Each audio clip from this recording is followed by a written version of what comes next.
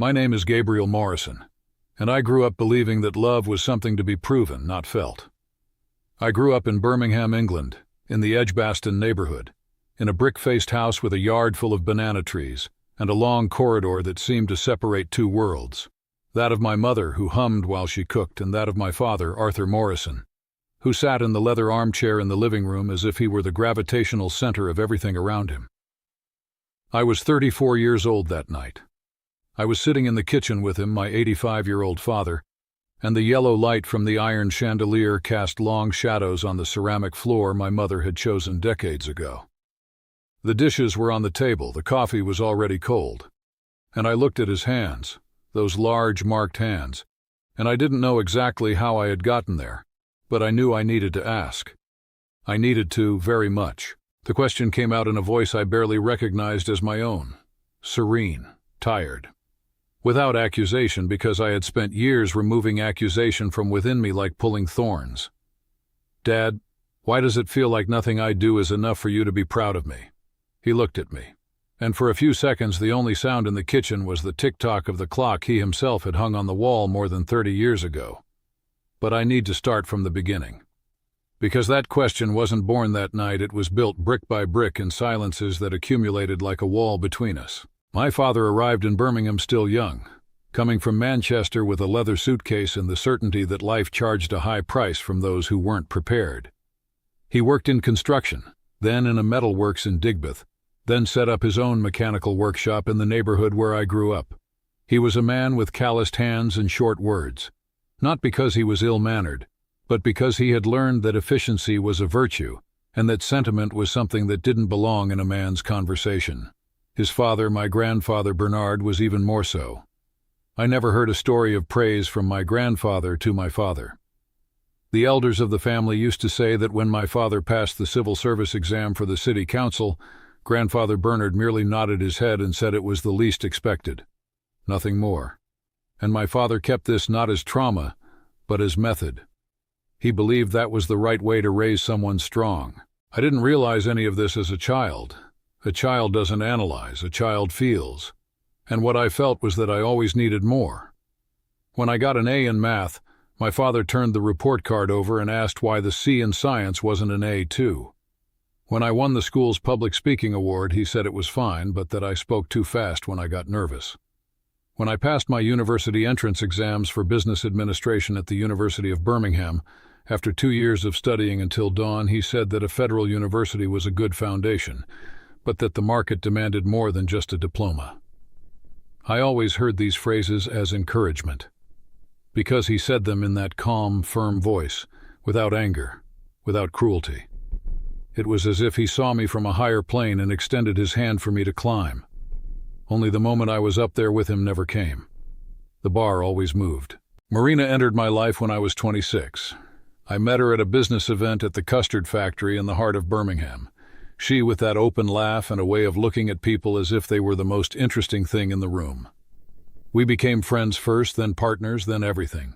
She was from Coventry, daughter of a history professor and a literature professor, people who discussed Charles Dickens at dinner and played real music on Sunday afternoons. Her family scared me at first, not because they were different, but because they were natural in a way I didn't understand. Marina's father would say he was proud of her without needing any achievement. He would say it in the middle of a meal, in passing, like mentioning the weather.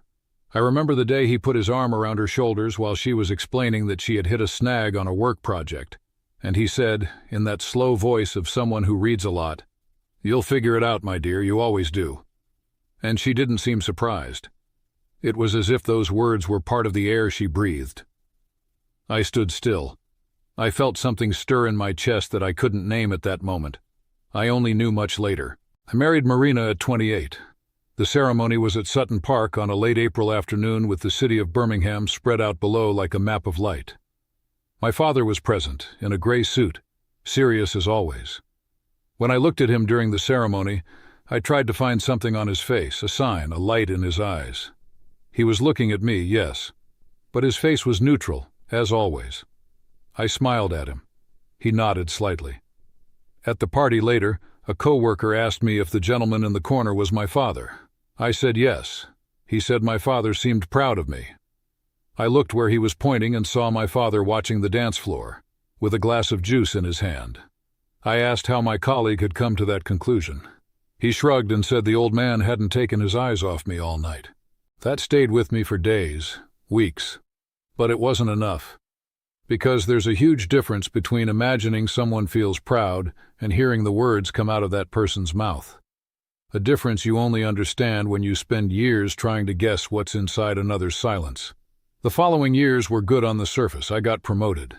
Marina and I had our daughter Beatrice, who was born with her maternal grandmother's big eyes and my family's upturned nose. We bought an apartment in the Harborne neighborhood. We built a life that from the outside looked exactly as it should be.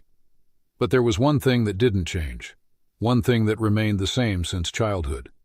I still reported achievements to my father like delivering a report, without enthusiasm, carefully, as if any excessive joy could be countered by some observation that would pull the rug out from under my feet. And it was on an ordinary Tuesday night, without argument, without accumulated tension that specific week, that I sat with him in the kitchen, and the question came. I didn't plan it. I didn't rehearse it. It came from the same place where things we carry for too long come from. He looked at me with those dark 85-year-old eyes that had seen so much, and for the first time in my life, I saw something on that face that I had never seen before. It wasn't anger. It wasn't surprise. It was something that looked very much like recognition, as if he knew exactly what I was talking about, as if he himself had asked that same question into the wind, decades ago, without ever receiving an answer. Before he spoke, however, something occurred to me with a clarity I had never felt before. I realized that I had never asked that question because I had lost hope in him. I asked because there was still hope. Because even after 34 years, after all the phrases that had pulled the rug out from under my feet, I was still there, sitting in that kitchen, in his house, drinking the coffee he himself had made. This said something about me, but it also said something about what was between us, something that resisted the silence without either of us knowing how to properly name it. And then he opened his mouth, and what came out changed everything between us. The silence. My father never broke. My father took a few seconds. It seemed like he was searching for words somewhere very deep in a place he didn't usually open. The kitchen was so quiet that I could hear my own breathing. And then he said, in that deep, slightly hoarse voice of his 85 years, "Gabriel, I need to tell you something I've kept for a very long time.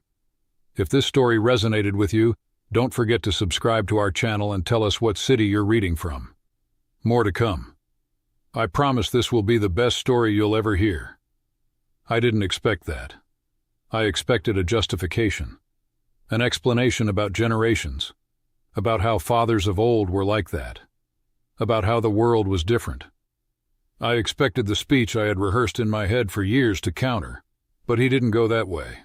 He went another way, a way I didn't know. He told me about a letter my grandfather Bernard wrote shortly before leaving for medical treatment in Manchester, more than 40 years ago, when my father was still a young and vigorous man with his mechanical workshop in its prime.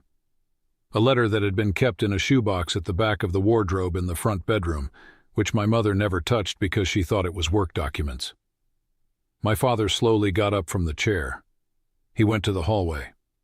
I heard the floorboards creak, the sound of the wardrobe drawer that always jammed. He came back with a yellowed envelope folded in half, with handwriting I recognized as belonging to someone who didn't grow up with notebooks in hand, but who learned word by word like building a wall. He placed the envelope on the table between us but didn't tell me to open it. He looked at it for a moment, and then he began to tell me what was written there, from memory, because he had read it so many times that the words were already a part of him. My grandfather Bernard wrote that he was proud of his son, that he saw him every day chasing after life with a tenacity he himself never managed to have when young, that he thought if he said it out loud, his son would stop running, that he believed with all the sincerity of his generation and upbringing that praising was weakening, but that, there in that letter, away from eye-to-eye contact, he needed to confess. Arthur was the greatest pride of his life, and he regretted not having said it sooner. My father finished reciting and closed his eyes for an instant. When he opened them, there was a moisture in them that I had never seen. It wasn't crying in the sense I knew. It was something more contained, drier, like the last drop of a rain that took a lifetime to fall. I received that letter 2 years after he left, my father said. It was forgotten at the bottom of a suitcase, and when I read it, I thought I would change. I thought it would be different with you. He paused. He took a deep breath. But I didn't know how. I didn't learn how to do it. The only way I knew was the one my father used with me. And I repeated it, even knowing there was something wrong with it. I remained still. I couldn't speak. There was an enormous pressure in the middle of my chest, that kind of pressure you feel when something that has been stuck for a long time suddenly begins to release. He continued. He told me that every time he pressured me, there was a part of him that just wanted to say that I was good enough, that I was doing very well, that he saw how much I strived and that it filled him with admiration. But the other part, the part that had been formed over decades of paternal silence, blocked it. Like a reflex, like a wall he had built without realizing it and no longer knew how to tear down. When you married Marina, he said, and I watched you all night at that party, I was thinking, this son of mine is a good man. He built a beautiful family. He is honest. He is hard-working. He is everything I could ask for. His voice grew softer. And I didn't go up to you and tell you that. That broke me in a way I didn't expect, not from pure sadness, from something more complex. A mixture of relief, old pain, and a strange longing for a version of our relationship that never existed, but could have existed if the right words had come sooner. I got up from the chair. I didn't plan it. I went to him and placed my hand on his shoulder that was once strong and broad and was now narrower with the weight of the years. And he raised his hand and placed it over mine. We stayed like that for a time I cannot measure. Then I sat back down, and I told him something I had also never said, that I understood, that I didn't understand when I was 20, nor when I was 30. But there, at 34, with a small daughter sleeping in a room in another apartment in that enormous city, I understood that no one is born knowing how to be a father, that every father is a son first, and that my father had received a silence and delivered a silence to me, not out of coldness, but because it was the only language he knew.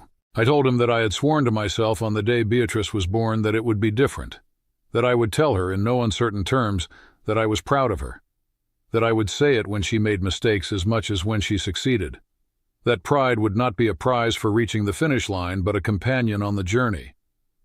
My father listened to me with that attention he always had, that silent attention that I used to confuse with indifference but which, that night, I recognized for what it truly was, total presence.